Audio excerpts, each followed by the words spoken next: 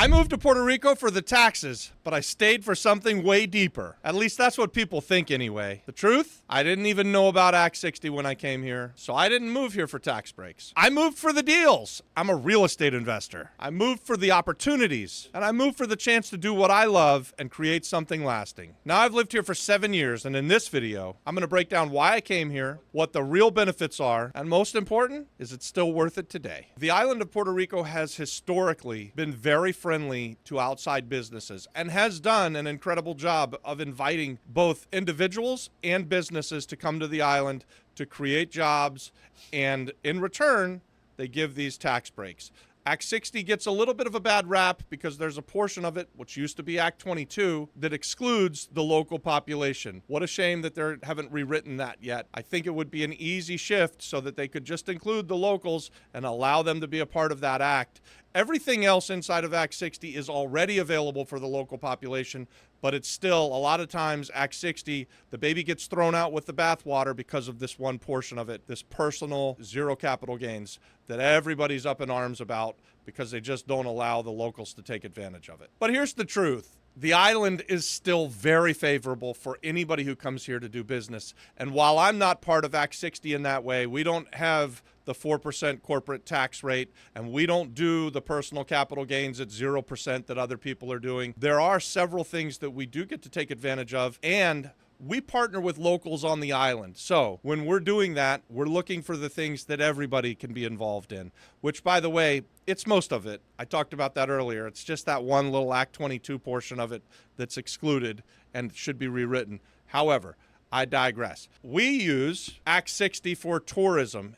And the way that we use that, and we've got a ton of content out there on it, so if you guys subscribe to the channel, you can check that out, and you can see other playlists where we talk about Act 60 tourism tax credits. But basically, if you come to the island and invest the way that the government wants you to and create hotel rooms, because they have a need to increase the GDP from tourism from a 6.5% of the GDP up to about 20% of the GDP. They want a whole bunch more hotel rooms. And as long as you do what they ask you to do and jump through all the hoops, and now it's painful, you get 40% of your total investment. That's your purchase price, your renovation costs, your first year's operation, and even your first year marketing budget. It's a really good deal. It makes sense to do what the government wants you to do if you're going to invest on the island of Puerto Rico. But that's not the only thing, and it's not even the best thing. It's not what I like best about coming to the island of Puerto Rico.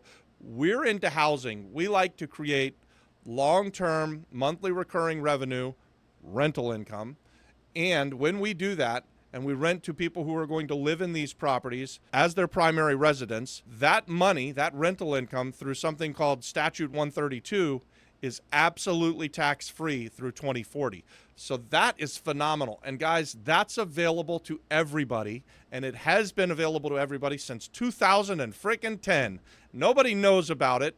I'm sure there's a few locals here on the island that are taking advantage of it, but nobody puts any content out there about it except for us that I've seen, and it's really, really amazing. So if you wanted to buy a property, rent it out to a family who's going to live in it, you can put that money in your pocket. All you have to do is file the tax return on the island of Puerto Rico, show the income is exempt rent, and you don't pay taxes. There's really not any hoops to jump through. It's not like Act 20 and 22 where you've got to pay to be a part of the thing. You've got to jump through all kinds of hoops, or even like the tourism portion where you've got to really jump through a ton of hoops, and it takes like 4 or 5 years for you to get those credits.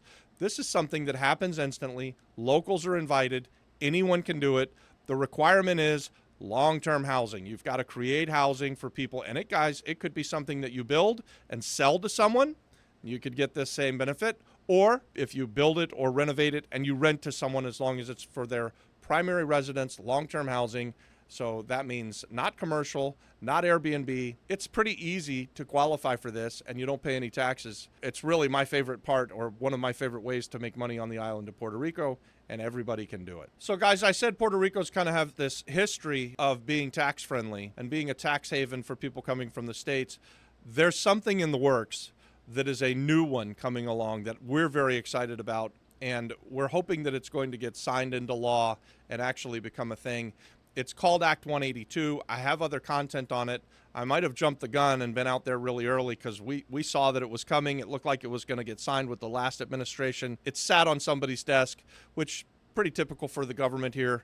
Things go slow, but this should get signed into law, and this is also for long-term housing. It mirrors what's happening in the tourism industry, where you can get 40% tax credits back on a total development. So this would be something where you create 7 or more units, or 7 or more apartments, 7 or more houses, 7 or more condominiums. It doesn't really matter. The 7 is the magic number. If you create 7 or more and you're providing long-term housing, they're going to give you 40% back on your purchase and your renovation. I actually thought this Act 182 was what was going to replace this statute 132.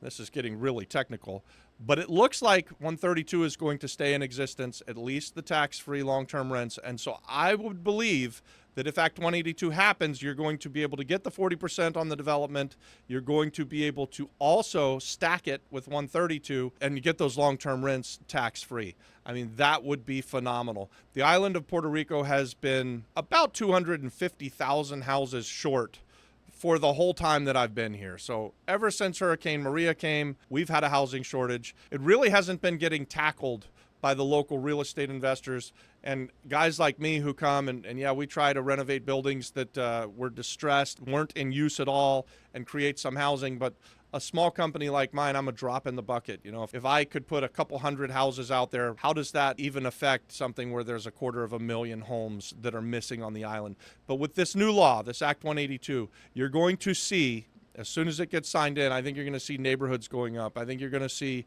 high rises or mid rises going up. So they're going to stimulate development, and they're going to increase a whole bunch of houses and start to really take a bite out of this housing shortage that the island has been under. This is one of my favorite things to do. Like, we've done this for 27 years now. We've pretty much invested in housing. We love to provide good houses for people to rent, but we also like to take renters and turn them into homeowners. This is just one of the things that we've always liked to do. And through these incentives on the island of Puerto Rico, we've already been doing it for the last 7 years. We're going to really get to ramp it up, and it should be a whole lot of fun. So guys, these are the ones that I take advantage of. I'm a real estate investor. I just like to buy distressed stuff, do the value add, fix it up, get it back up to its highest and best use. And that's what we use tax credits or these kind of things that are on the island. We take advantage of these. But if you're a farmer, there's tax credits for that. If you're in research and development, there's tax credits on the island of Puerto Rico for that. If you've got ties to pharmaceuticals, there's huge tax credits for that. And I think they're coming back like with a vengeance, because we used to be the pharmaceutical capital of the U.S., and then we're trying to get that back. At one point, I think most of the insulin in the world was produced on the island of Puerto Rico, so it'd be nice to come back. Now that we got the tax stuff out of the way, let's talk about the lifestyle. There's just no place like Puerto Rico. I wake up to views of the Caribbean. I look out my back door and I can see the surfers. We've got our pets here. My wife likes to adopt cats. I've got a dog. A real estate investor always needs a dog. And Baxter, if you guys have probably seen him in other videos, he's my one-eyed Rottweiler. He's a phenomenal dog, and I love it. And guys, I get to jump out of bed every morning and go look at great real estate deals that have lots of impact for people on the island. And let's talk about the people. They're resilient, they're proud, and they got big hearts too. This isn't just a place, it's a community. I can tell a personal story of when I first got to the island the first week here. I was looking at a vacant property that was for sale, and a lady came out who was the neighbor, and she had to be 85 years old. She didn't speak a lick of English. I didn't speak a word of Spanish at the time. She invited me into her house because it was hot. It was like March, and it was 90 degrees outside, and I was sweating. She had me and my partner Dave and Cookie Acosta come into the house, sit at the kitchen table. She gave us an ice cold drink. We sat and talked to her for a few minutes. Thankfully, we had Cookie, so we were able to talk a little bit. But it's been like that the whole time that I've been here. The people are just phenomenal. And if you're chasing more than just hustle and money, Puerto Rico will teach you to slow down and get in tune and focus on what really matters. And for me, that's always going to be faith, family, and legacy. I didn't land here by accident. I really, really believe that God put me here. I came chasing deals, but God had a bigger plan, and He always does. And now I get to use the gift that He's given me to serve others. And that means helping people to own homes, build equity, and create wealth. Look, don't get me wrong. Living in Puerto Rico is not always easy. If you're addicted to Amazon Prime and next day everything, this will probably test your patience. And there's infrastructure challenges. Banking sucks. Permitting is slow. Slow as molasses. And if you're vocal like me, you're going to face criticism, especially as an outsider. But here's the truth. If you're just coming here to extract value, if you're just a taker, you're going to miss the best parts. Puerto Rico really works best when you're giving more than you take. If you want to make it work here, then you've got to bring value and you need to serve. Be part of the solution. So after 7 years, was it worth it? Financially? Yeah, absolutely. I've grown my portfolio, reinvested tax savings, and built an incredible amount of wealth. Not to mention, we've got a whole bunch of monthly recurring revenue, which we love. But that's not the biggest win. The real win has been helping people, turning renters into homeowners, and turning the ugly ducklings, the zombie houses, into beautiful properties that are up to their highest and best use and actually serving the community. And Puerto Rico didn't just grow my net worth. It's grown my character, my faith, and my vision for what should be. So if you're thinking about making the move, don't just ask how much you'll save in taxes. Ask yourself, what can you build here?